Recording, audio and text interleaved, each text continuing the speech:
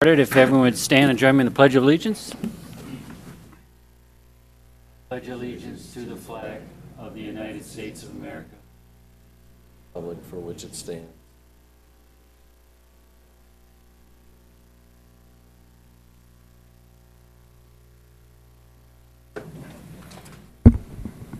Okay.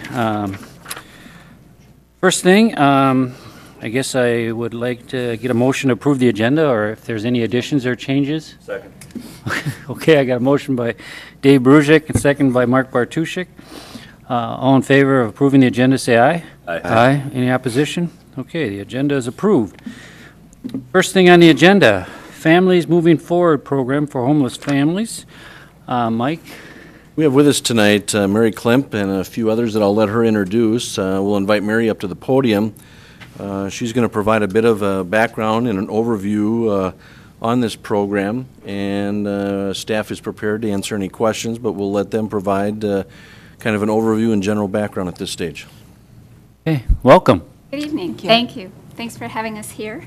Ken, I think you've been working with us a little bit on this project. I can speak a little bit to the house and how this came about. Mary Higgins is going to be able to speak much closer to the Families Moving Forward project as it is. And so I was approached, I don't even think it was 2 months, maybe 6 weeks ago, that several of the parishes in our community were looking at partnering with Families Moving Forward in an opportunity to provide some intermittent housing for homeless families in our community. And with the opportunity is mostly captured by churches, where these families will come a week at a time and stay in a church basement or a church classroom. And because of the age of St. Wen's and some of the other churches in town, they were encountering some challenges to make those safe environments. And so I was approached and asked what we had intended for what's lovingly called the old convent. And the old convent has been a property that's been vacated a little over 4 years ago. And although we have no intention of tearing it down, we don't have any ability to use it right now at the hospital for offices or any kind of patient care because of the handicap accessibility and some of those issues. We've maintained it. We've kept the heat on. We put a new roof on 2 years ago, just in the instance if anything did come along to keep that property viable. But at this point, it has been totally empty for a little over 4 years. So when we were approached on the general question, was that building available and would we partner with the community? I went to my superiors at Mayo, and they wholeheartedly endorsed this as an opportunity for us to give back to the community and partner with the community. And so with that, I'll let Mary speak more specifically to the program, but I can answer any questions about the house. After she goes through the program, I can talk about Mr. Undine coming out and the fire marshal coming out and the inspections and what we've done to make sure it's a safe environment. Well, I believe that Michael Johnson was at a presentation at Scale, a Scott County leadership meeting, and I believe he forwarded to all of you information about the program. So I don't want to go over materials if you have had time to look that over. So perhaps you might ask me some questions that you would like to know. Mary, it's been rumored at least that there are some homeless families in or around New Prague. Is that correct? That is correct. We were informed that there were 3 families living in cars in December, and one of the families specifically that a youth worker from Faith Point told us about had a high school girl and an 8th grade son, and the father was employed, but they didn't have enough income to maintain their home. So they were traveling to Walmart and Mystic Lake in the evenings and hanging out to stay warm. They were going to McStop to take showers in the morning and then dropping their children off at school, and the father was going to work, and I don't know where the mother was hanging out, but That was really a shocking thing to think that that's happening.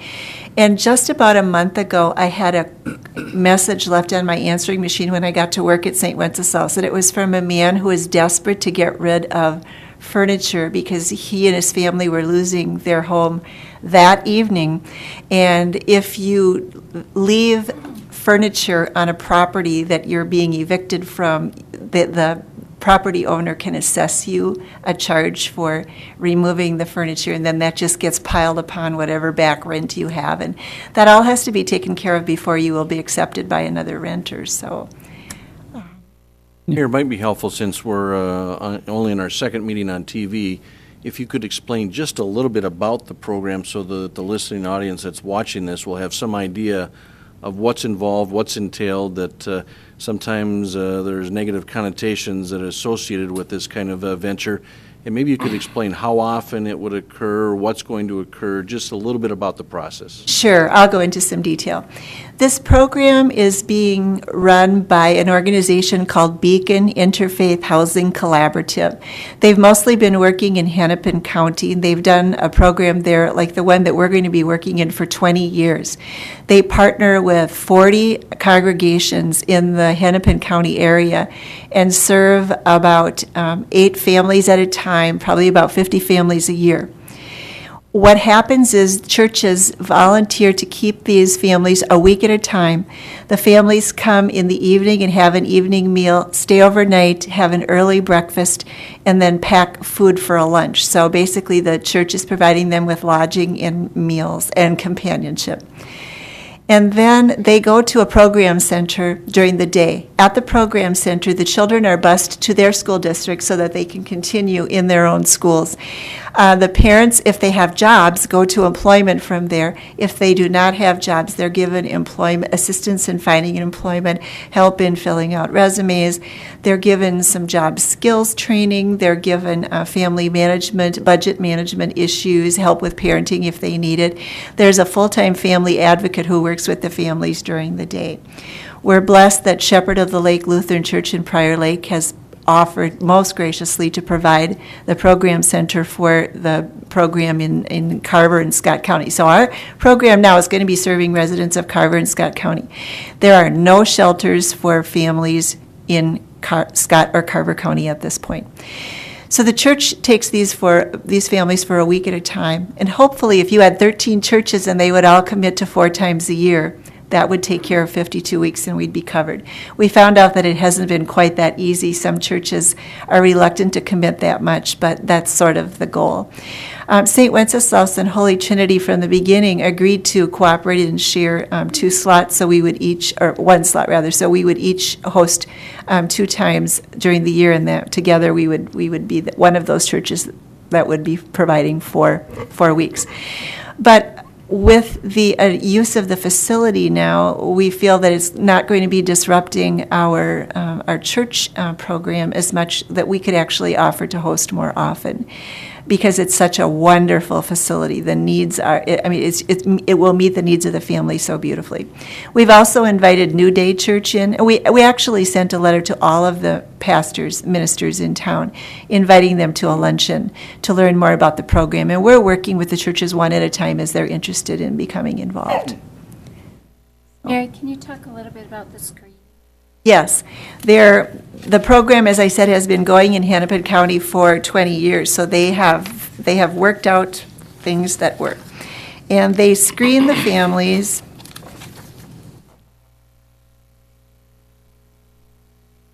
for violent criminal records, for any domestic abuse issues. They will not accept families where domestic abuse has been a problem. They assess for abusing substances, and they look for mental health issues. They also do criminal background checks on the families. In order to participate, a family has to have at least 1 child in the family under 18. And then they're able to define what they mean by family. It could be grandparents and children, or a single parent and children, or 2 sisters and their children. I mean, really, there are a lot of different configurations for families. But first of all, there's a phone screening, and then they're invited to come in if there's an opening, and there's an intake process. The families also have to sign a covenant, and their covenant is things like, I will participate in the mandatory financial literacy program. I am responsible for the care and well-being of my children at all times. I will keep my children in school. No verbal or physical abuse is allowed. It's a drug-free environment. Smoking allowed only in designated areas. There are weekly house meetings for the adults to talk through any issues. There are curfews where they have to return to the program center each day.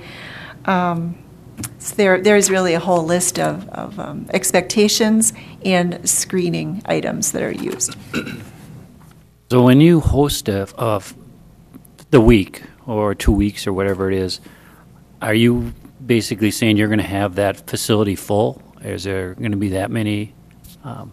The facility is actually larger than what we need because the limits of the program are based on what a typical church is able to handle. And so we would deal with up to 4 families at a time, probably no more than 15 people. Because these families need to be transported to the program center. So if it gets too large, and most churches just plain don't have enough space to deal with more than that. So when you're hosting it, is another church hosting it in Prior Lake or something like that? Because obviously there's probably more need than the 15 people. Right, but in Scott and Carver County, there will only be one loop. We feel that will, in a year, we should be able to help 25 families. It won't take care of everything, but we're doing something. In Hennepin County, they have 2 loops, so they do have 2 churches hosting at a time, but they have many more churches on board there. They have 40 churches there. Right now, we have 10, and we're trying to recruit more. Any other questions? I do here. On one of the back pages here, on the back of the Beacon page, I know you said there was a screening process involved for these families. Could you explain the PIT survey then that was taken on the night of January 21st? Because it looks like there is victims of domestic violence, mental illness, felon, ex-offenders, convicted sex offense, registered predatory offenders listed that were in this survey. Right, but we're only going to be dealing with the ones that have families with children. So many of the adults that you're talking about might be returning vets who have issues because of trauma and war, or single men, single women. We're focusing completely on families with children. Okay, and then in the next column, there is households with children, and while some of them, the numbers are a little less than that, there still is mental health issues, domestic violence issues. I know you're doing a screening process, but how can we assure the rest of the community that this screening process is going to be adequate to prevent some of these issues? Right. I think we need to trust the experience of Beacon. I mean, it has been working well for them for 20 years. They certainly have experience in the screening. They train volunteers how to deal with issues. A Beacon staff person is on call 24 hours a day. We will have at least 2 people staying overnight with the families every night. At least one person must be awake at all times when the families are present in the house. And it's a phone call away to get a Beacon staff person online. If we would have to call 911 because of an issue, 911, then we would do it. Could you tell us has there been, I'm assuming there's probably been some 911 calls. Do you have any type of history that could show that where they've run this before? The number of 911 calls, for example, in any given year? No, I don't have that information, but I could find out for you. Okay, I think that'd be helpful. I think the biggest issue is that a new project like this can be alarming to residents of the community at large, and especially the neighborhood where the house is. So I think the more that we could address those issues and make them feel more comfortable, the better. Mm-hmm. So. The purpose of tonight's meeting was to try to at least bring Mary in and Mary Higgins in to talk a little bit about it. There's been no formal application made. I don't know if you want to let Ken talk just a little bit about what would need to go on for the conditional use process that would go before the Planning Commission and then come back to the council if they elect to move forward with this and submit an application. As I noted in the memo, myself and building official Chad Lunder had visited the home with some representatives from Mayo back in late March. Chad did end up going back and brought along the state fire marshal to review the building as well. So we'll have it looked at from a life safety standpoint as part of the conditional use permit process, where additionally, obviously, we look at the neighborhood. We look at any mitigating conditions that could be placed on it. And obviously, they've mentioned a number of things like only 4 families at a time would likely be served. We'd probably want to put a cap on the number of weeks throughout the year, so we don't have a open carte blanche kind of every week it could happen kind of a thing.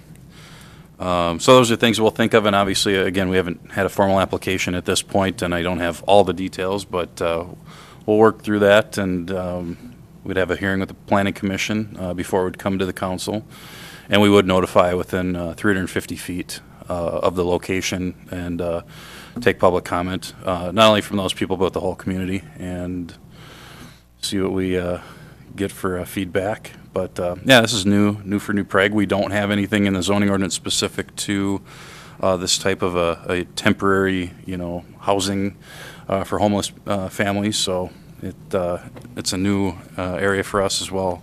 But we'll go through the process and let that determine the outcome. Okay. We're So- currently working on the application. It'll be in early May. Wanted to meet with the fire marshal, and there was a glitch. He was scheduled to come and had a conflict. He did come last week. We wanted to make sure that there was no recommendations that would be beyond our ability to repair in the house or prepare the house for dwelling. And it's our intent that although meals will be taken downstairs, identical to how it was when the sisters lived there, only the bedrooms on the main floor will be used, and there will be no access to the bedrooms in the upstairs. It's an 11-bedroom house, or a 12-bedroom house with 11 bathrooms, or something like that. And so we will not be using that capacity at all. Okay. We are scheduled for our first hosting week on June 8th, so I hope that everything moves along. This is But understand if it doesn't. Okay. So I guess the next step would then get the application in and get in front of the Planning Commission and get all the questions answered. And then when's the next Planning Commission meet? It'll be the 4th Wednesday in May, and then if everything went all right, it would be to you guys the first Monday in June. So it could meet that deadline if everything went well. Okay. I think we were told the application had to be in on May 7th, May 7th. and that's what we've driven toward. Okay, well, Oh, where is this house exactly located? It is on the east side of the hospital, facing Columbus. It's a small yellow house that has an addition at the back. That was the Sisters' Convent since many years. And when Sister Catherine and Sister Jean Ginneman were the last sisters here, when they moved back to the monastery, it's been vacant since then. I'll be glad to tour anybody that would be interested. I also would like to say that we at St. Wenceslaus have been aware that we're going to be participating in this program for 2 years, and we have a tremendous amount of support from the parishioners. There's been a tremendous amount of support from the community as well. We have 75 volunteers on our list and counting. I get a couple more every day. We've had a $500 donation from chart employees. We've had donations from individual parishioners. We've been collecting bedding. It's been a pretty amazing response. We've had a very good working relationship with Holy Trinity. It's been really a pleasure to work with them, and we're looking forward to inviting New Day. I think it's a good thing for the community. Thank you for yes. allowing us Sounds good. to- Thank you. Could I just ask one more? Is it just people from the New Prague area that would be going there, or the whole Carver, Scott? Scott and Carver County. Okay, and not Lee Sewer at all? No, Okay. that could be a next step, but that may be years and years down the road. I suspect that Lesueur County could use those services, but this is at the initiative of Scott and Carver County. Well, thank you. Thank you. Next on the agenda, Ken, I think you're taking this about the possible donation. Well, I'm going to run up front with the map here.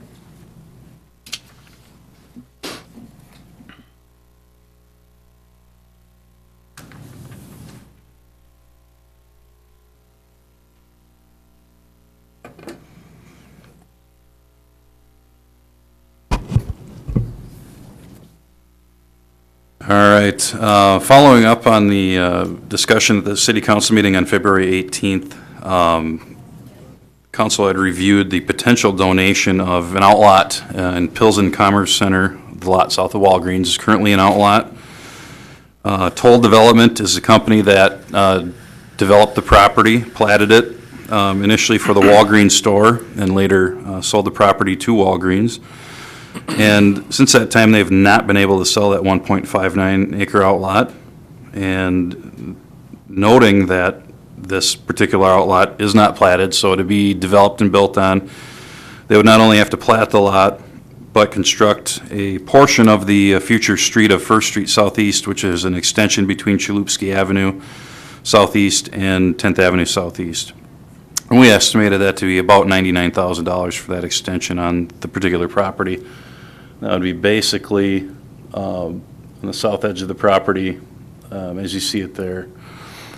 None of that extension is currently in place. It ends just on the east side of the State Bank of New Prague property in a cul-de-sac, temporary cul-de-sac currently.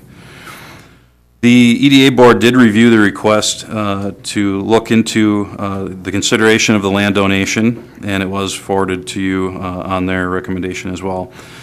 Following the meeting on February 18th, we did have further discussion and data collection with Toll Development, and one document we did obtain was the reciprocal easement agreement, which portions of it I have included in your packet. And one of the interesting, or a couple of different interesting areas in there were of our concern of ours regarding allowed uses and also building restrictions on the lot. If you look through the uses that are listed in the REA number 5, where it says restrictions, there's subsection 5.1 and 5.2, which list a whole long and very wide-ranging list of uses that the Walgreens development site asked to be in this agreement to control their business and preclude any potential competition, et cetera, on their property. This was obviously entered into by Toll Development as part of their negotiations and coming up with the site that they did eventually build on back in 2008. So it's very limiting in other uses that could locate on that south parcel.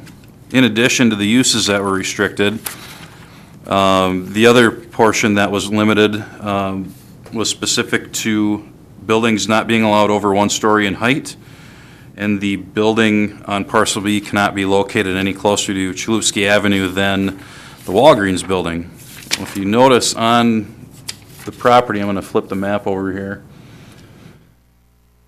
The property narrows considerably from what the Walgreens property was, and maintaining a 100-foot separation for a building on this lot in line with Walgreens, you're limited to this area in red that would be a potential building site, which pushes it quite a ways from the edge of Chalupski. Obviously, this could be parking, but does put the building back a little further than you might anticipate for certain uses, such as a doctor's office, et cetera, where you might not need that much parking and would rather not have the building that far away from the road.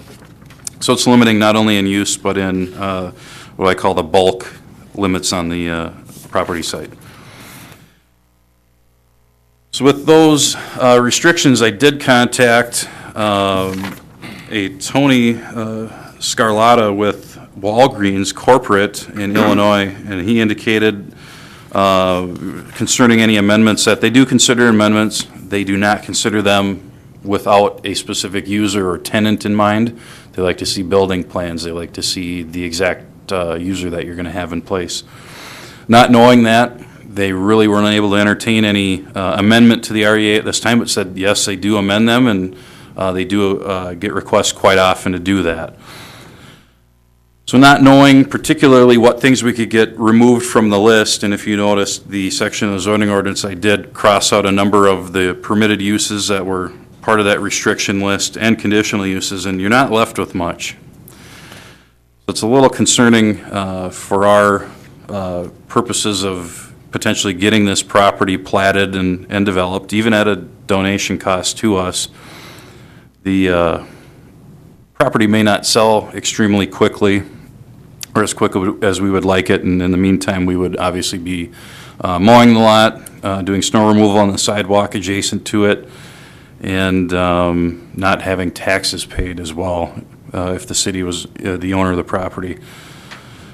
So at this point, staff does recommend at this time not to consider the donation of the land and to inform Toll Development of that decision based on these restrictions. Don't want to completely close the door on the acceptance of a donation at maybe some point in the future, but in the time being, they will continue to market the property, and should the situations change for them, or should it become available tax forfeit state at some point in the future, you know, we could look at it again at that time, but there's really no urgency from staff's perspective to accept the donation, get it off the tax rolls, and accept that responsibility at this point. Short of the restrictions being there, I think we might have a better marketability, but that's obviously kind of the issue that they've run into as well as property owner, is the use restrictions and that section of the extension of First Street. So staff, again, does not recommend acceptance at this point of the donation. I noticed that some of the issues were related to the common driveway. Now, if Right. someone would buy the land and put a different driveway in there, that really wouldn't free up any of the restrictions per se. It would not. Walgreens is very particular about, figure out where I'm going here, very particular about keeping their access, obviously, onto the property, into and out of this access. It is in the agreement noted to be shared, and is very clearly noted to be shared. However, they are very concerned about traffic backups, delivery, high traffic users into and out of the site directly to the south here. But as far as any users, they are considering the traffic demand and the type of use together, because it really is not only just the use, but also the traffic into and out of their property. But they want specifics. Any other questions? Yeah, I have one. How, it seems once again where the city is being affected now, we're stuck with this vacant lot, which hasn't been a problem as of yet, but could be classified as a junky field eventually. I'm sure that the neighbors up and down Chalupski that have to drive by it want to make sure that it's maintained. But, you know, it was good for the developers, because Geiger sold to Toll come in and got a lot more per square foot from Walgreens, signed off on these things. Now we're handcuffed with an outlot that is frankly an eyesore. I mean, it and potentially could be one, and there's not a lot of uses that are there. And I don't think the prospects of a private entity coming in to purchase this are very good. I think you've admitted that as well, because of the restrictions. We've had a number of people look, correct. So how can we prevent this from happening so we don't have these vacant outlots all around the city as development comes in? Because we know that the developers really don't care as long as they get their buck on the corner from a big national chain like Walgreens is willing to pay 3 times what some of the other people were paying per square foot, but then handcuff the remaining chunk of property there. Yeah, I think. So, I mean, is there something in our comprehensive plan?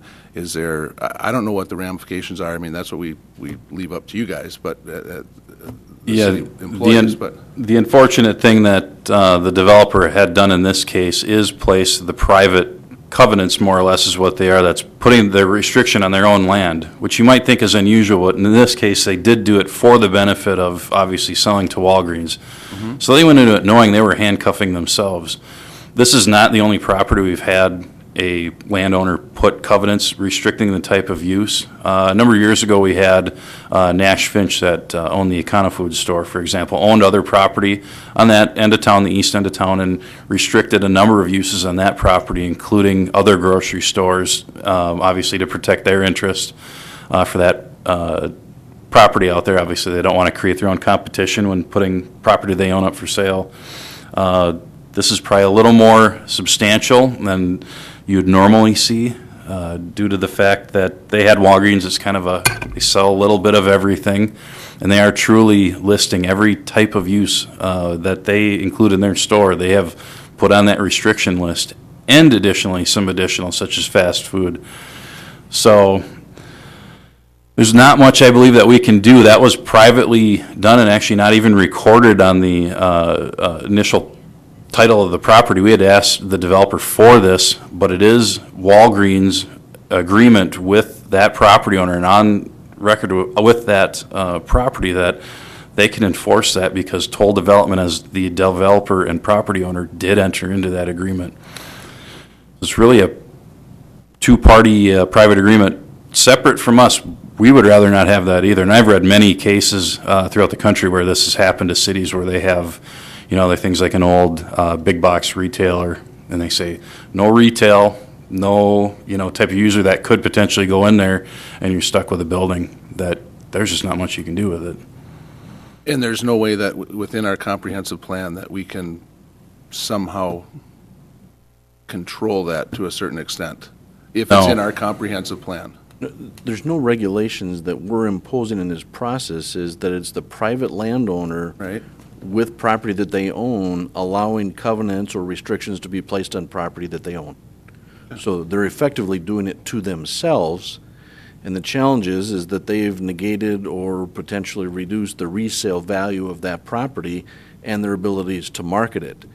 They must believe that the conveyance of the land to Walgreens more than sufficiently offsets the restrictions that are placed on this property, but that when and if something does come to the table that might be a possibility, Walgreens will review it and then maybe consider whether they would consider relaxing some of those restrictions based on what that potential use is, but they don't want to have that use open-ended at the present time. And I, excuse me, and I understand that, but so there is no. So we're essentially, it's good for the developers, bad for the city and the residents, and we're just stuck with these outlots. Even bad for the developer to a degree because I know, but he made all his money back on the entire lot, only selling one part of it at a 3 times the going rate. Well, you have the very same issue right across the street on the corner property out in front of the Coburn's development. That Ken, the developer on that one, or owner? Urban Associates, in the sale of the 2 parcels directly east of there on the corner, and then east of that to McDonald's and O'Reilly Brothers, in the negotiations and the sale of the land to McDonald's, also put remaining restrictions on the balance of the existing outlots that go along with the Coburn's development into the future as well. And so they're not things that we have any control, any abilities to manage. It's what they allow in their private negotiations. As long as it matches our zoning requirements. That's really the only gap that we have, Correct. Yeah, they're further restricting what we would normally allow. It's probably the best way to put that. Right. Like a covenant in a private neighborhood, for example, would do very similar things, limiting, size of a shed in the backyard is a common one, or type of fence, that type of thing. We don't enforce it, but they are more restrictive than our rules. But again, specific to that property. Yeah. It is unfortunate. But when we approve the plat or it goes to the planning commission, there's nothing that we can do in that before they actually start building or have a Walgreens coming up to them. There's nothing that we can do within our comprehensive plan outside of zoning that prevents this. Because I don't seem to, I'm all around the metro area, I don't see a lot of vacant outlots. It gets to a point when the value can even overcome the particular lack of uses on there, and you'll get a business that'll find it useful eventually. When I did talk to Scott Riggs about the problem that we had with this particular property, so it's very common, and they're basically is nothing you can do. They are restricting their own livelihood with the ability to resell. It is nothing we even review in our review of a development proposal coming forward at any property, because it's a private restriction that's agreed and entered into at the time of sale between the two parties. Yeah. And the other problem with that is the road. That's $99,000 plus utilities is in there Right. to it. If they didn't have to put that road in, you know, that's a big expense too, to develop that property. And that's the city requiring that. Do we really need that road there? You know, certainly just an extension in the short term to provide, obviously, to the edge of the property. You know, there isn't a lot of benefit in that. That obviously could be delayed in a developer's agreement if this were platted to, you know, at some point in the future, let's say if the road comes to the other side of the property, for example, to extend it, or vice versa, like we have with Holy Trinity, the agreement currently in place, which could be amended. It's been noted that a number of times. Once the road is extended to the edge of their property, they are required in their developer's agreement to construct the road within that right-of-way to the edge. So there's different things that can be done in the developer's agreements to have a triggering event to get that road put in at a later date. Ken, could you expand back out so we can see the segment of road to go in, and then talk a little bit, I think, from a historical perspective that not all the council may have, is that what you were trying to do in the city's comprehensive planning a number of years ago, that as the development came in to build the townhouses to the south and the Coburn's development, you know, we go through comprehensive planning trying to ensure how you connect streets, where you need to put in utilities and those kind of things. The governing piece that dictates or requires this future road to go in is related to a lot of the safety improvements and the construction of Highway 19, Ken, that maybe you can elaborate on. Yeah, so going back, boy, this would have been very likely the late 90s. The Prague Estates development was just being developed, which included everything essentially west or east of 7th Avenue, where you have the strip mall and Carboni's currently. That was really Prague Estates' first edition. And as the development headed that direction, MnDOT and the city both had a desire to limit access onto Trunk Highway 19. One of the first plats that came through, and this was back, don't hold me to the date, I believe early 2000s, 2001, 2002, which predates my time with New Prague, was the church wanted to do an addition on their property, and the city requires property to be platted and not meets and bounds prior to its development. So they had to plat the property. At that point, MnDOT is a reviewing body of that development. So they were able to review the plat, and I don't know specifically how the review process went for that, but ultimately, in the developer's agreement and in the plat, access was noted in the developer's agreement to be restricted at a future date to remove the front access, which is obviously another access point, potential conflict for accidents, et cetera, onto the highway. And the church agreed in that developer's agreement to connect to extension of First Street through the south edge of the property. The right-of-way is actually platted on the church's property, for example, so it's a matter of building that road when that triggering event occurs. Similar to when the State Bank of New Prague was platted, which was around the same general time frame, for whatever reason, there was not right-of-way obtained, again, early 2000s, and the right-of-way was not obtained, although it was obtained for the church property. I cannot speak to why that occurred that way. It really shouldn't have occurred that way. But nevertheless, the plan was still in effect to obtain this right-of-way. So we did get easements from the State Bank of New Prague property. They were not allowed access by MnDOT during the review process for anything onto the highway. So they took their access off of a section of First Street Southeast, which the State Bank did build on their own dime, and we accepted the easement for that road right-of-way, and they extended it basically a little bit past their current development. The next triggering event is the development of this property, which is currently vacant. They will be required to extend that property to the platted right-of-way on the Holy Trinity property, which, based on the current agreement, would extend that to their east property line. The last remaining gap would be the Roger Beckius property, which is currently a single-family home, and then finally the subject site, which we're talking about here tonight, which is still an outlot and left to be platted. And when the preliminary plat was taking place for the two properties, it was noted that that right-of-way would be dedicated, and they had considered platting that and putting in the road at that point. Obviously, chose to delay that because they had no plans to put a building there, and which is typical for outlot and future development. And that's where we're at with that full backage road today, because obviously we have quite a distance between 3rd Street and Main Street without an east-west connection. And I know fire, police, ambulance, all very supportive of this back in the early 2000s when the plan came together to get that backage road in. Again, before my time, but it was a pretty well debated topic, I believe, from what I've read and heard on the tapes from that time frame. But in simple summary, the intent through working with MnDOT is to reduce and minimize any access to Highway 19 and to take care of that through a backage road behind.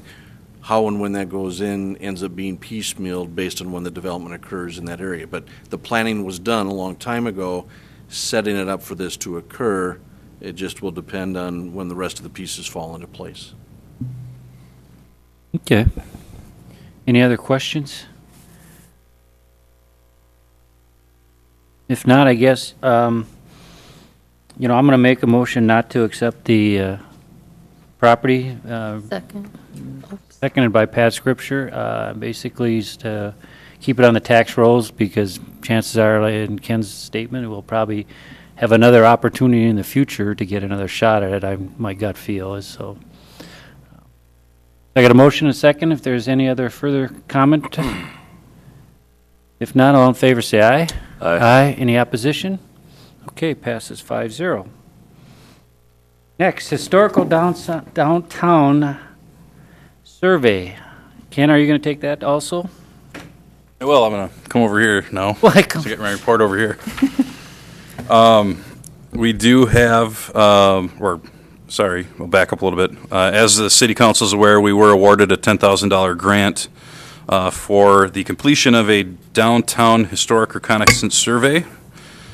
And this was issued, and I have to be very specific, from the state of Minnesota, from the Arts and Cultural Heritage Fund through the Minnesota Historical Society.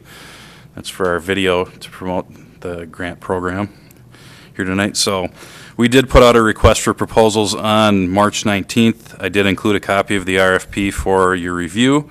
And those were actually due not on the 21st of April, as I noted in my memo, which is tonight, but rather April 7th. And we did have 4 proposals received.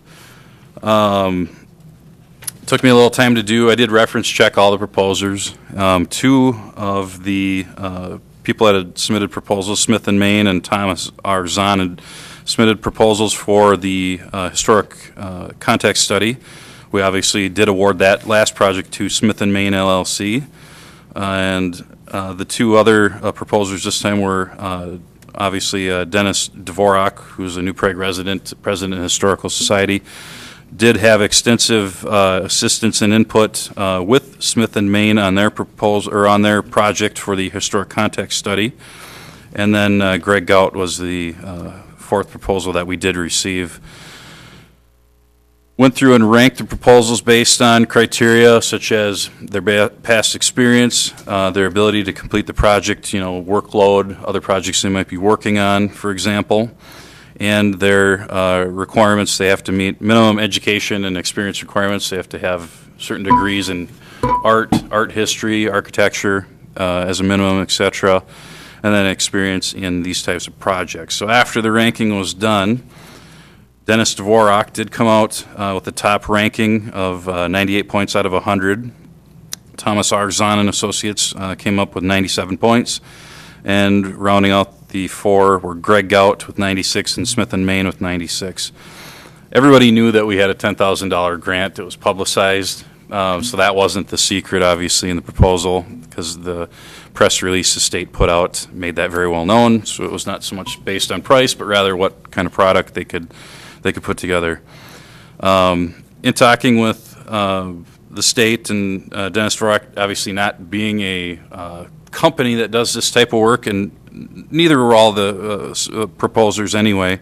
But, you know, he's done some work with the Braz Hotel recently in their historic renovation efforts, among many other endeavors for the New Prague Historical Society, and has done a number of projects with the Historical Society for documenting photos, et cetera, for their digital collection.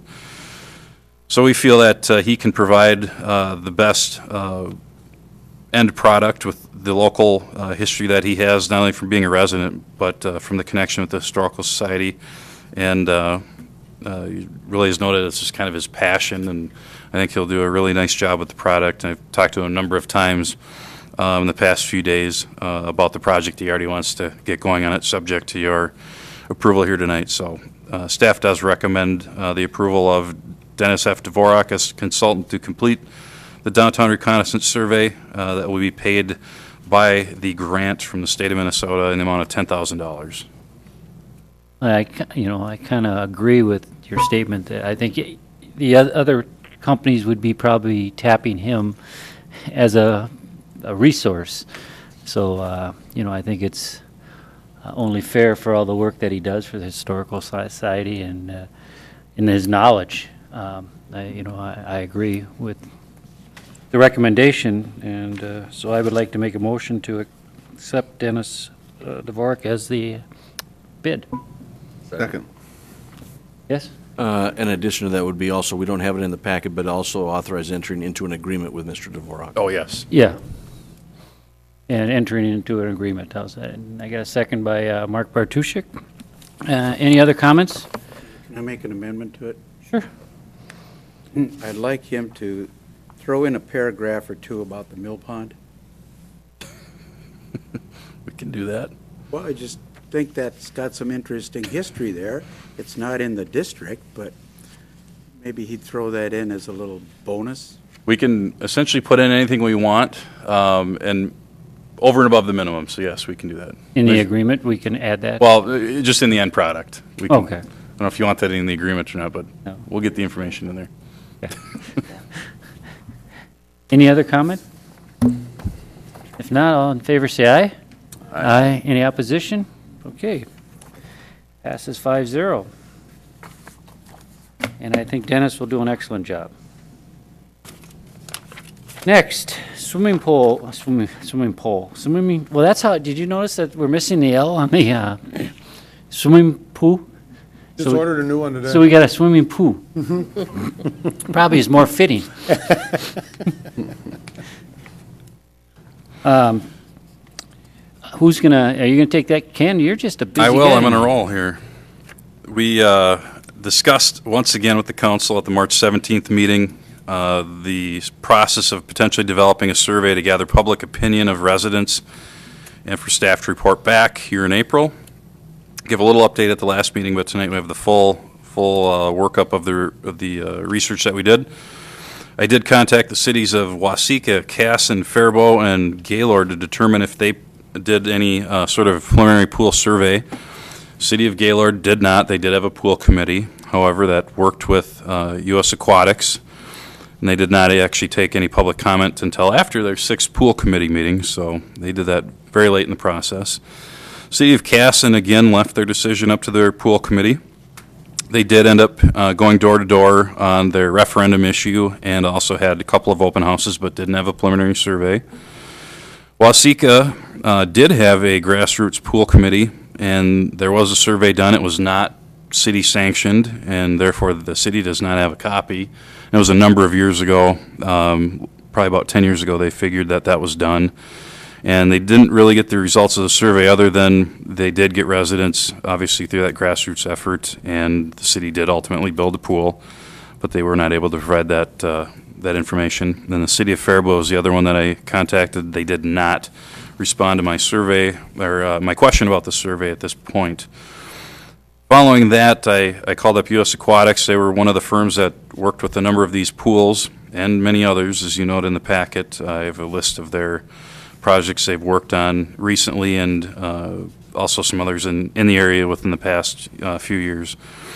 They noted that they obviously did our assessment of our pool back in 2009.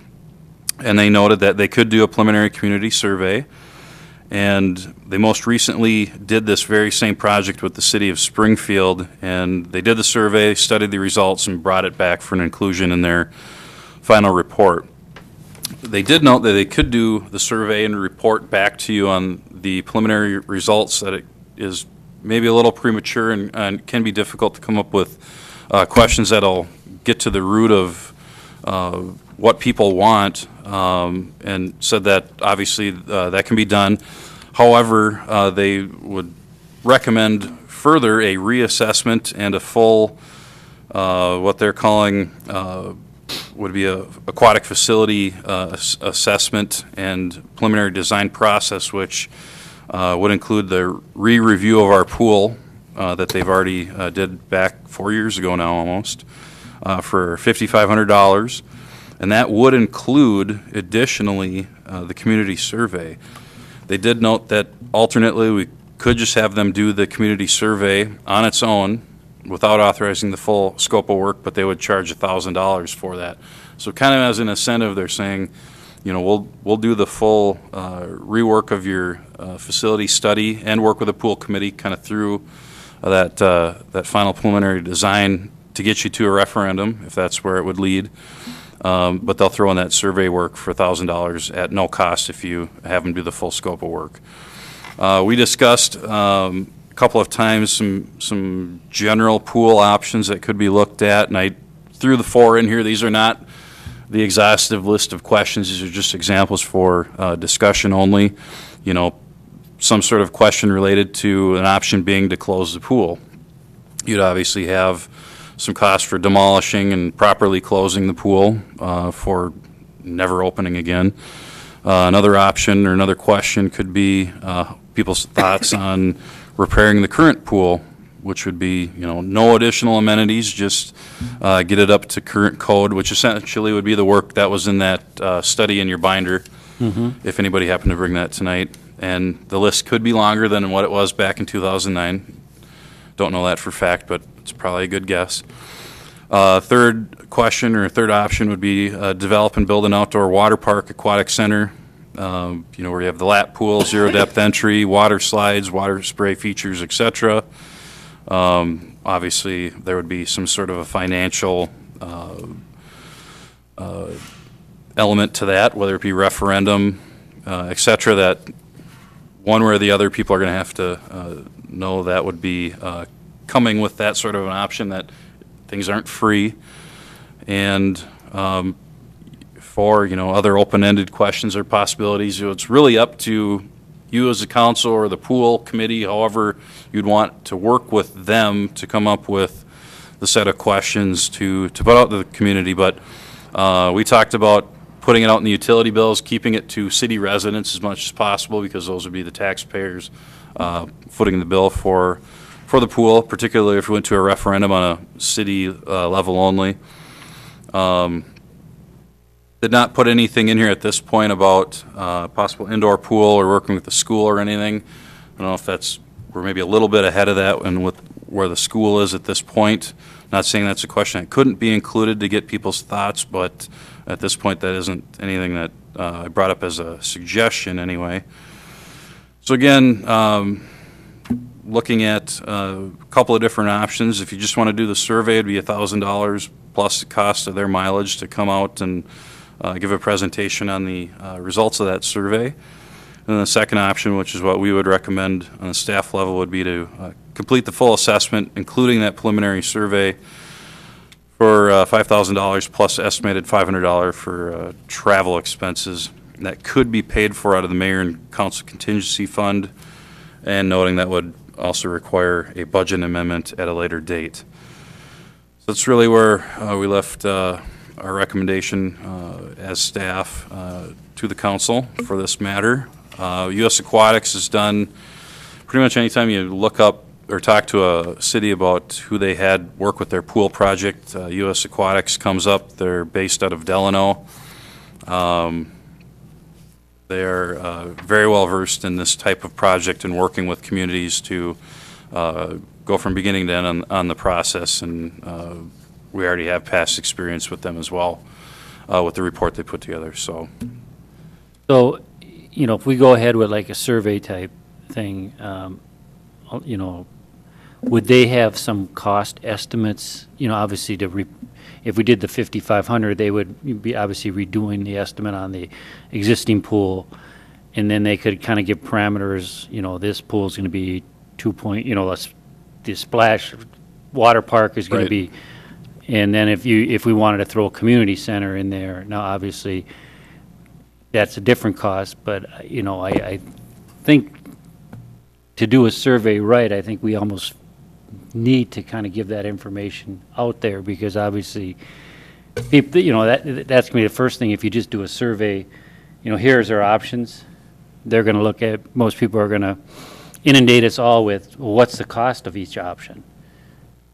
You know, and type of thing. I don't know what everyone else is, but to me, I think that's information that needs to be part of that survey. Included in the proposal that Ken has, and you can elaborate if need be here, that the agreement with USA Aquatics gives us the abilities to develop a couple of conceptual options for an outdoor aquatics facility with the conceptual just layout and cost estimates, so that you can see a range of what it might look like, taking into account the typical features that different communities have seen or like to have included in that. Not that it's the final one, but it gives you that range. Or in the development of what should be included in that, you could be doing that with a pool committee based on the results of the survey to determine how you want to try to conceptually develop that, to see where you want to go with that. That, you know, they can give you an idea of what a cost would be for an aquatics facility or a pool facility attached onto a building, but you know, we're not certain where the school's going, so it's very difficult at this point to determine how far we can go in that realm. Right, but I mean, you could also, you know, build just a swimming facility like the Foss Swim School does that all over. You know, a standalone swim, not like a community center, but just a swim facility. Working with the engineers or the aquatics people, that I think there's probably sufficient experience that you can take a defined square footage and develop certain costs in that without having a conceptual detailed plan or anything, if it was able to be a certain size pool contained in a building or what have you. That, Because I think that information would be, you know, even going forward with the school committee, I think that would be valuable information to bring to the table when those discussions, you know, gets to that point.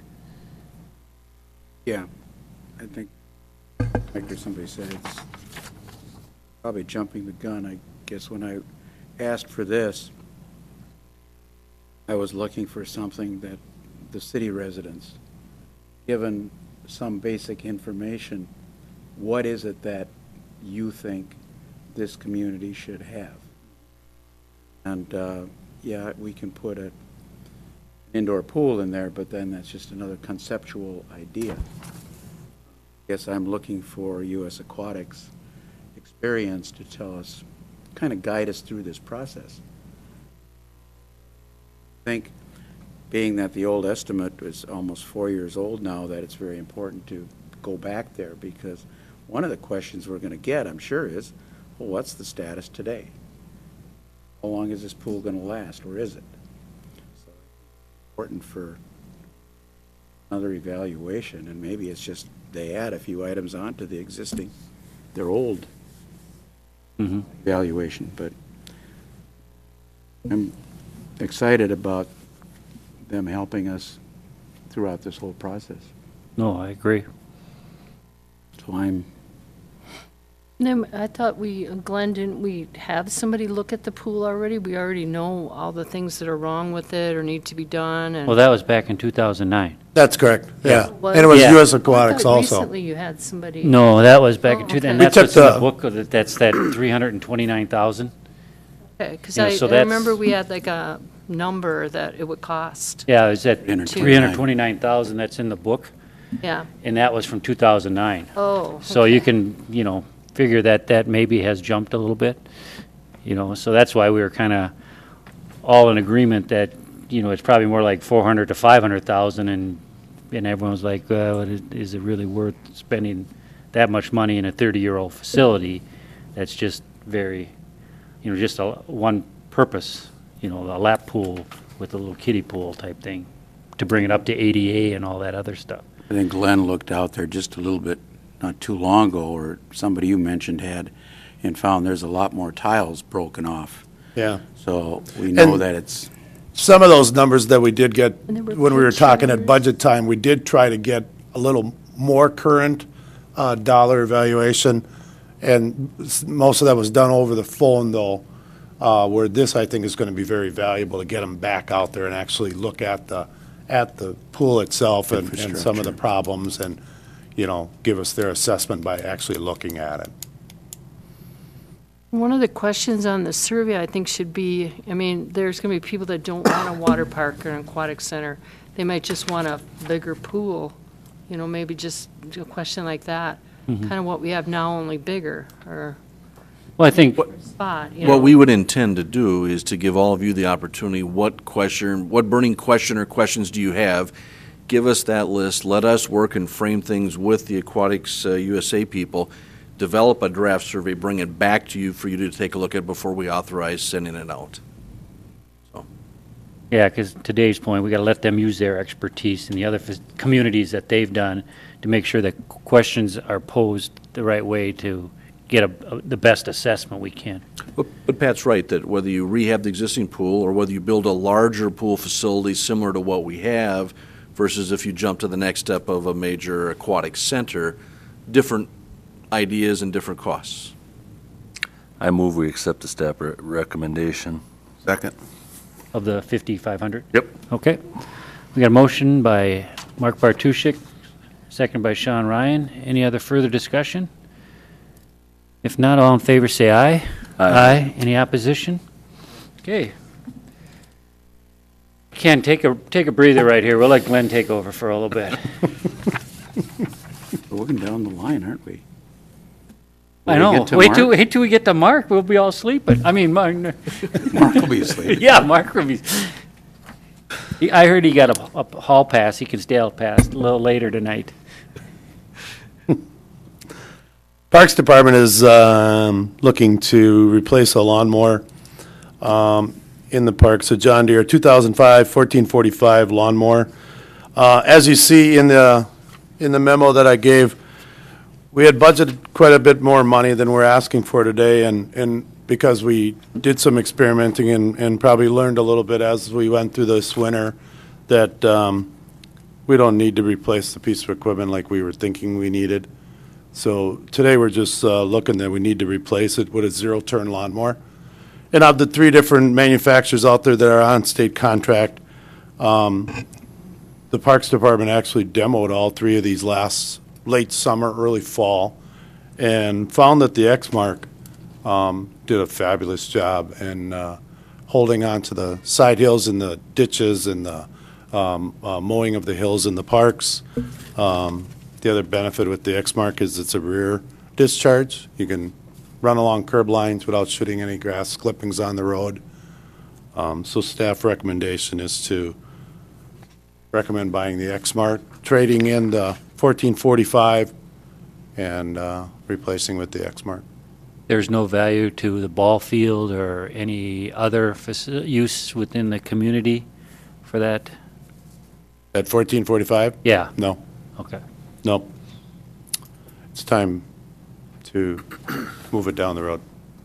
Who makes Exmark? I've not Actually, heard. much to my surprise, it's made by Toro. Oh, That doesn't surprise me. I guess I They never just put a gave that different thought. sticker on it, huh? Yeah, they put a little different Almost looks sticker the on it. same. The Expert must just be balanced a little differently, and it really, really worked well on the hillsides. And, you know, for some of the hills that he ends up cutting, especially in the road ditches, that's pretty important to hang on to that track and not having it slide around on them. does it have a good repair record and Yeah. maintenance record? Yeah, I talked to a number of lawn services that actually talked real highly of the Exmark. Really recommended that that's their number one mower today. You know, you got quite a bit left in the budget. They do. Do you have other items Pat, we can use that somewhere else. in your priority list? Ideas. I have, yeah, I could come up with more. Never ask him that. Just say, way to go, Glenn, way to save us some money. And I guess that is the piece that's nice, is the staff went back, examined it, looked at the alternative uses, and even though there was more money in the budget to do something, is that they're really trying to reassess what is it we absolutely need and trying to provide a good recommendation. Oh, great job. I'll make the motion to accept the purchase of that Exmark zero-turn lawnmower. Second. Okay, motion by Dave Brusick, seconded by Sean Ryan. If there is any other further discussion? If not, all in favor say aye. Aye. Any opposition? Okay, passes 5-0. Thank you. And now you want another toy. Yeah. Street Department is asking to buy a half-ton pickup. We're not replacing a pickup. We'd like to add it to the fleet. Because of the number of guys that we got working out of that department, we're using the big trucks to do little jobs. And it just, in my mind, doesn't make sense. It's not very cost-effective. It's a lot bigger truck running around to just do smaller jobs that just doesn't make sense. We had the budget, we had this in the budget. As you can see, because of cost increase that obviously not even the salesman anticipated, we're budgeted $25,000, Some of the extra and money. the lowest cost that we come up with was $26,820. So I did budget a little less than what I actually do need to buy a new pickup today. But fortunately, we were lucky with the asphalt roller because of the engines didn't change on us like they were predicting that, so we saved the $9,600 on that. So I feel pretty confident in asking for the added money for this pickup. Oh, he feels pretty confident now. Any other questions? Trying to figure out how much he's got to work with here. Oh, quite a Well, bit he said still. 96 and you take 18, Well, 20. he's got quite a bit to work. Yeah, he can buy that with money at a budget for I'd that. like to make a motion to authorize the purchase of the Ford F-150 from New Prague Auto Group for $26,820.96. Okay, and we got a motion by Pat Scripture, second by Mark Bartuszczyk. Any other, well, she had the tax here in the back. Oh, okay. Any other questions or comments? If not, all in favor say aye. Aye. Any opposition? Okay, passes 5-0. Moving right along. Thank you. Last thing I got is with working with Chris Cavan from SCH. We got 3 proposals for the testing for this year's 2014 CIP project. 3 of the proposals, Brown Intertech, American Engineering Testing, and Hugo Geotechnical Services, a newer company that asked to give us a quote also. That's a tough one to compare, just because there's a lot of things that we just don't know what could happen.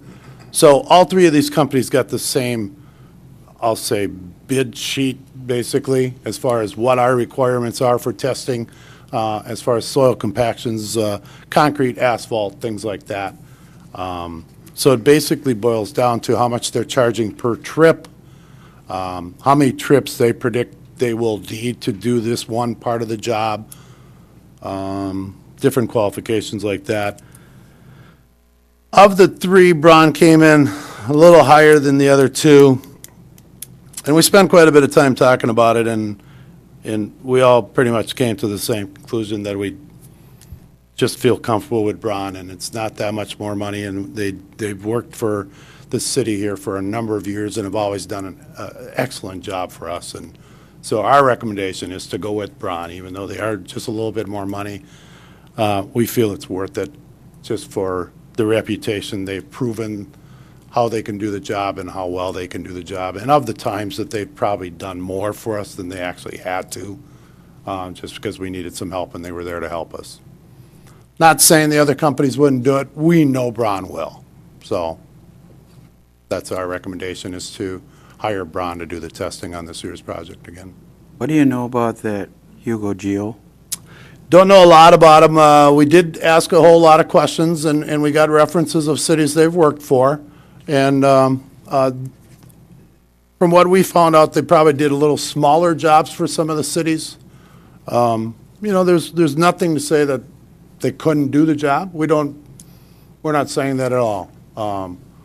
We feel comfortable with Braun. And unless there was in our opinion, if there was a bigger price difference, we probably would have looked a lot harder at some of the other companies, but since they were so close, and again, because of the things that Braun have done for us, that probably was a little more out of the scope of what they had to do, we feel confident going with Braun. And in this kind of a proposal, that price can change because of soil conditions. Things change out on the field.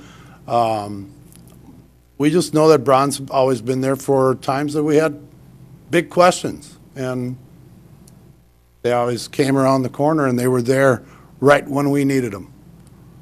So that's why And they weren't nickel and diming you. well, we feel not. I mean, naturally they want to get paid for their services, and there's no question about it, but there's been a number of times that something came up at 9:30 in the morning, and by 10:30 that same morning, we had an expert from Braun down here to help us out. We just know that they work well with us. Mayor, as Glenn alludes to, this is a professional service. We weren't required to bid it or solicit quotations. It's been several years since we've done that. Wanted to just kind of see where the pricing ended up, and you can see it's fairly close, and they're all in the ballpark. And Glenn's right. Any number of different tests, depending on travel, can impact or change this very quickly. Speaking from when I worked at Witt's, Braun's is a good outfit. They're very helpful. Okay. Any other questions? Okay, I guess I'll look for a motion to accept Braun. So move. Second. Got a motion by Dave Brusick, second by Mark Bartuszczyk. Any other discussion? All in favor, say aye. Aye. Any opposition? Aye. Okay, passes 4-1. Thank you. Now we go to the next chair.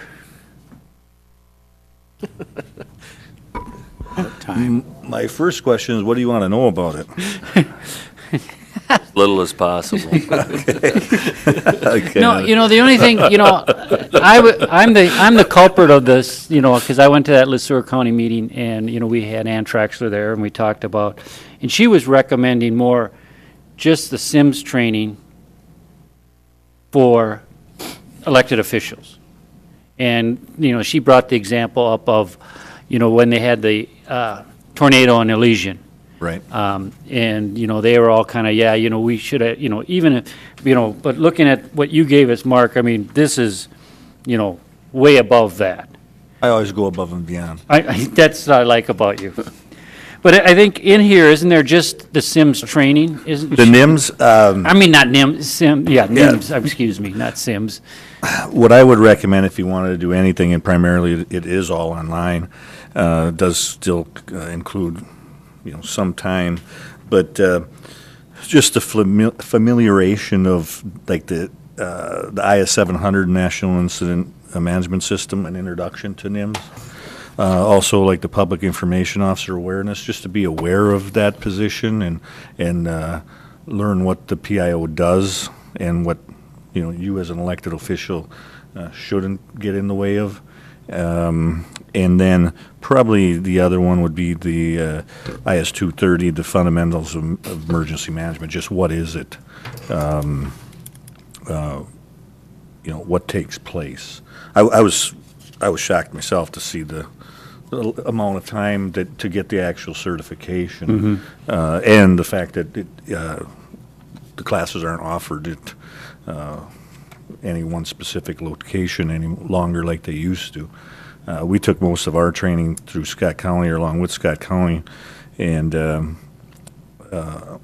it's been some time, and FEMA has been changing, or has changed a lot of it to make it more difficult. For example, like, and I don't mean difficult. I meant to restrict the availability of classroom space to people that actually should have it. And that's when they went to the certificate, the elected appointed officials, where you have to actually get authorization just to take the classroom classes, where that was, back in the day, that wasn't required at all. So the ones you mentioned, these are not online classes? No, these are. Okay. The three I mentioned are online courses, because they're the IS, and Okay. the IS is independent study. And so those three that, they said would be the number 2 on the list. One, two, IS Five. 29, 5, and then the IS 700, which is the NIMS. the 7th on the list. Those would probably be, if you wanted to, if you wanted to just get somewhat familiar with it, those would probably be beneficial. I never took them, myself, other than 700 I did, but the other two, obviously, I didn't. So I don't really know what they contain, but it appears by reviewing them that it'd be something you probably would want to be interested, or would be the best without a lot of time investment in it. Okay. Well, I appreciate the info. Yeah, I think we all had a little culture shock when we saw 74 hours and Camp Ripley, and we thought, what? You're sending us to boot camp. You finally got back at us, didn't you? I think Mark did say he'd stick around long enough. If anybody was interested in wanting to get into this program, he'd stay till you were done. Is that right? We'll sign up for the whole thing. I nominate Chuck to go. Okay. So, Mark, can we, if we want to do these, we can do them on our own then, or we have to go through? Yes, I can. you What to- I'll do is I'll get a hold of Chris Weldon at Scott County and see if this certificate program is something that needs to go through his office, or if you just want those 3 particular online ones. If how we get to do Okay. that. Okay. I'll talk to him. That'd be great. Thank you. It only took about 3 meetings to get that one squared away. Okay. Next, we have a distinguished guest who's going to join us in our new digs here. Did Mike tell you that we were going to be here, or did he make you go to City Hall first? And when you noticed no one was there, you had to ask? That's right. I had to go to City Hall, went to every floor, asked around, and came here. This is really impressive. Yeah. I can't believe I got a call from Mike at City Club. How come you stopped there? I was looking for you. She knows where to look. Are you doing a lead-in, Mr.? Sure. As general background, we have tonight Terry Heaton with Springstead. In your packet is materials from her and Springstead Incorporated and our bond counsel. And what you're contemplating doing tonight is financing the construction of our 2014 street and utility reconstruction CIP project. Bond amount is estimated about $1.7 million over 15 years. Along with this, at the last meeting, you authorized consideration of financing the replacement of golf equipment up to a level of $50,000 over 10 years. I've given you some preliminary interest costs that Terry has put in her projections, but what I'll do is I'll let her go through the recommendations from Springstead. We also include in your packet some of the historical bonding that we've done in past years here, just to give you an idea where we've been at in interest rates in undertaking this. But I'll let Terry go through the details of Springstead's recommendations. Thank you, Mr. Mayor and members of the City Council. The recommendation, or the request tonight, is to approve the bond sale, $1,750,000 general obligation bonds to be sold May 19th at 10 a.m. in our offices, with your approval of the low bid that evening at 7 p.m. The bonds would be rated by Standard & Poor's. In the past, we've used Moody's, but there's new criteria from Standard & Poor's, and I think that the information we have so far with the city indicates it'll be favorable to use the new methodology that Standard & Poor's has. Currently, you're rated AA3 by Moody's Investor Service, and so we'll give you more information on that at the time of the sale, but that change will occur. On the bottom of the first page, you see the markets. The bottom line of the grid shows that the markets have come down a little bit. They're moving slightly up and down, very little volatility, but it's coming down, and it's in a nice stage for going out for bonds. The market, they keep expecting it to go up when the economy recovers enough, but the jobs numbers are just not there. The businesses are not recovering, and so it just seems to be hovering where it's been.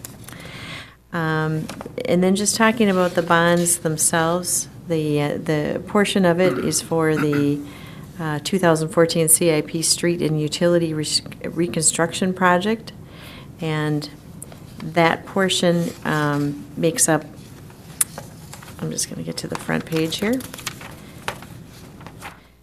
$1,270,000 paid with tax levy or assessment-supported bonds, and then portions of that are paid from the stormwater, sanitary sewer, and water fund, and that is for the reconstruction bond. And then there's also the equipment certificate with the $50,000 par amount for that bond. When it comes to repaying the bonds, and I'm just going to go, if you're following along on the recommendation, I'm just going to page 9. The debt service is calculated in total, and including interest and principal, and of that, assessments are collected to pay about 31% of the bonds. The utility and golf revenue will repay about 28%, and then the net levy of about 41% results in a net levy of just over $60,000 a year. The golf course is about $5,800 a year, and then the other funds make up the rest. We are looking at an estimated true interest cost towards the middle section of that of 2.53%, and that's a really good rate. I know Mr. Johnson has handed out the historic true interest costs from several of your last bond sales, and it was lower. It was about 2.1 last year, and then in June there was a correction to the market of about 50 to 75 basis points, and the market has stayed there. So you got in last year just before all of that happened. It was an all-time low, and they're about 50 basis points higher, but still, looking at a 15-year bond, 2.53% is still very low, and so the markets have not permanently moved up to where a lot of the economists have forecast. I think that covers the main parts of the recommendation to go forward and sell the bonds. If you have any questions, I would be happy to answer those. No, I think in years past, we've looked at existing bonds for any refinancing. Have we gone through that process this time? Mr. Mayor, yes. We've gone through that analysis and reviewed those with staff, and there aren't any opportunities at this time. Okay. Questions? The interest rate on the golf financing is a little over 2% for the 10 years. Yes? That doesn't mean we're going to give them the whole 50,000, right, Mike? That's your call. No, they're going to get 47. They got to have some closing costs they got to cover. Any questions for Terry?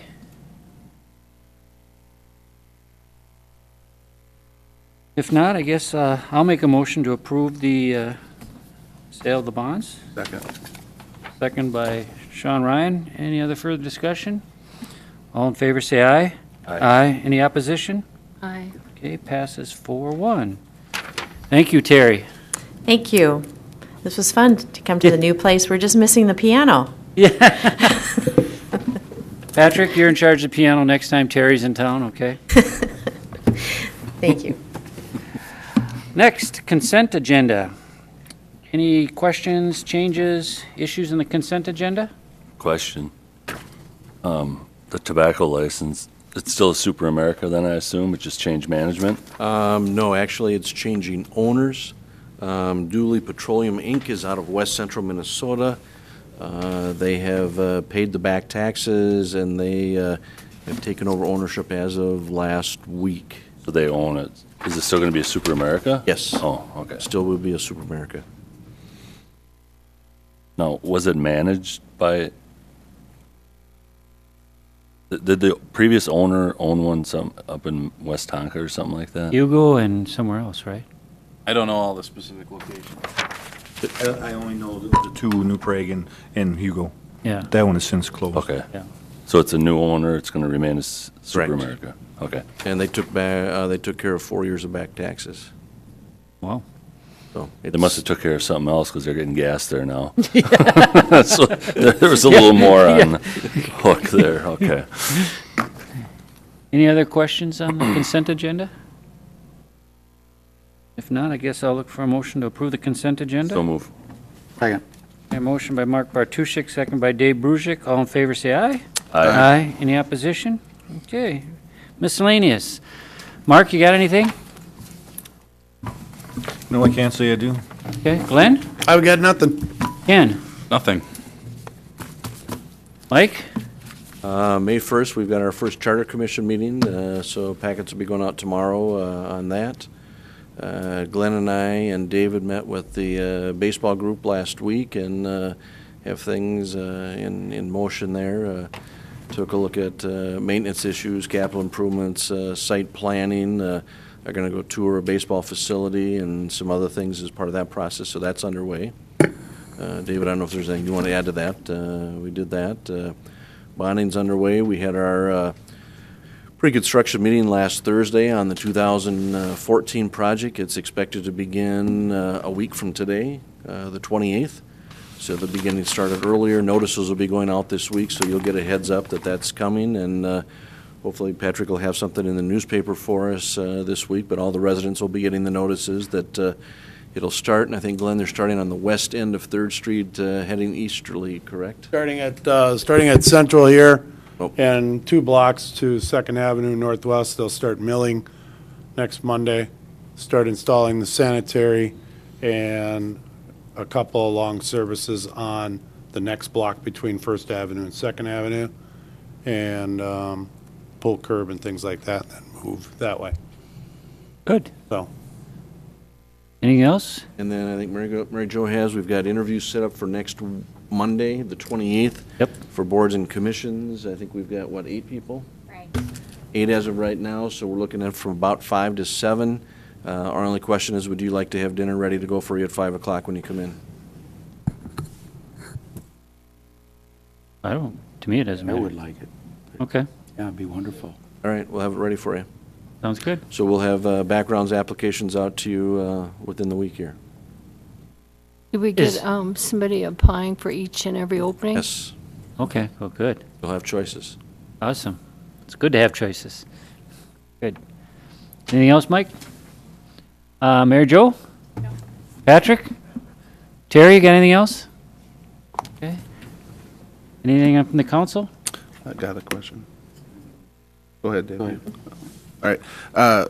Ken, is there an update on the basketball hoop at Foundry Hill Park?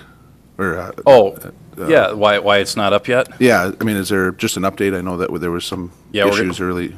We're going to try to get the hoop up. Staff got busy. Park Board's doing a tour on for May 13th, and we're going to try to have it up by that time. Just Okay. got busy with other things, so. Okay. And then I had one other thing too.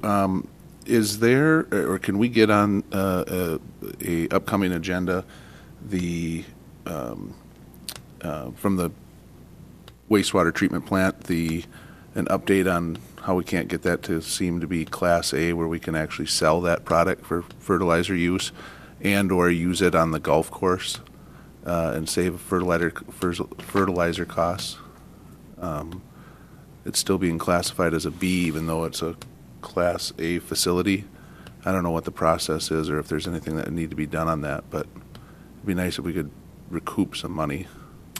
last I was told by Bolton and Mink was that it's still being reviewed by the pollution control, and somebody had it on their desk and they didn't pursue it, and then went on vacation or whatever the situation was, and then now it's back into somebody's hands and they're looking at it again. I don't even know when it gets to be the Class A where it's able to be used as a fertilizer that you're going to want it on the golf course. Right. Okay. That, I just heard that might be a potential. I don't know all the details to it yet. I thought it'd be nice if we'd get some type of update, or we'll if get we an could make a update. phone call to the Pollution Control Agency to find out. I mean, we spent the money for it to be a Class A Right. facility. It'd be nice if we could, and even if we don't use it on the golf course, sell it to farmers instead of giving it. Right. So, Yep. Nope. And we're pursuing that. We're, Bolton and Mink is working on that for us. Okay. And I don't have any more information than what I just told you right now, is that it somehow got sidelined, and I apologize, I don't really know the whole story, how it got sidelined, But the last word that I seen, or the last email I seen from Kelly from Bolton and Mink is that the person that needs to have it back in their hands has it now. Okay. And is pursuing changing that status. As far as putting it on the golf course, I think you don't want it there. Okay. It's Why is great that? fertilizer. Why is that, Glenn? It- I don't know much about It it. smells really bad. Oh, okay. I thought the smell was eliminated, wasn't it? Not Or- once moisture gets into it. It does, okay, all right. Well, even, like I said, even if we can't save money for the city buying fertilizer for the golf course, maybe we can at least sell it to Right. farmers instead of giving it to them, so. Right. Yeah, they didn't even want to give them effluent water from there because they thought somebody might get sick on the golf course. That from several years ago. Pat, in responding to that one, is that no, that we could use the effluent that we return to the stream, that could be used. The difficulty is the cost to be able to pipe it Oh, so from where now it they've goes changed now that. to the golf course, that if the golf course was in a closer proximity, we could use that water. It's just too costly to pipe that far. Yeah, it asked when we had the open house for the plant, and they said no, and that's what they told me, so must have changed since then. The effluent's always been, Things change with the time. effluent's always been real pure water. Yeah. I don't know what they would have been talking about unless they were talking about an earlier part of the process where it's not as clean as it is going out of to the stream. That hasn't changed. That's had to be at this limit the whole time, so. The water we return to that stream is cleaner than what they pull in to use for drinking water in a number of the cities along the Mississippi River and the St. Croix and that. Anything else, Sean? No, We get that's it. cheaper water if we had that pumped in our house. You're, Yeah. Mike, what's the status of the armory? You mentioned something about that last week. 3 weeks ago, I got a call back from Sean Schlesser of. from Walls, Pardon? the Walls representative? Yes. That the Department of Army said they no longer had any responsibility, so they then forwarded that information on to the Department of Interior, and I have no update from that. Yeah. That call was March 25th, and no update since then. And is he pursuing that? Or, On behalf of Congressman Walz, yes. So he's still pursuing that, okay. That one of his staff people? Yes. Anything else? I have nothing. I guess I'll make a motion to adjourn. Second. Second by Mark Bartuszczyk. All in favor, say aye. Aye. Aye. Any opposition? We're out of here. 8:30. God.